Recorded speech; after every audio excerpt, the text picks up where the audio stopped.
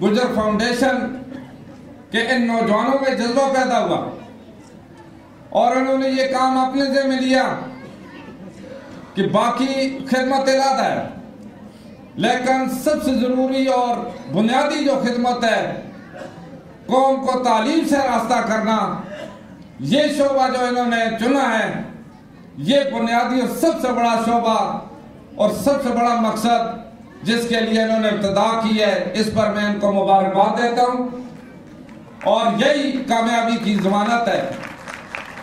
कौमें कामयाब होती हैं तालीम से। इत्फाक और तालीम दो बुनियादी चीज़ें हैं और तालीम न होने की वजह से हम लोग पसमानदा थे। तालीम की कमी की वजह से जो इलाके आज भी पसमानदा है, तालीम की कमी की वजह से। लेकिन अल्हम्दुलिल्लाह जो लोग तालीम के मैदान में आगे बढ़ रहे हैं, वो इलाके भी तरक्की कर रहे हैं, वो कौमें भी तरक्की कर रही हैं।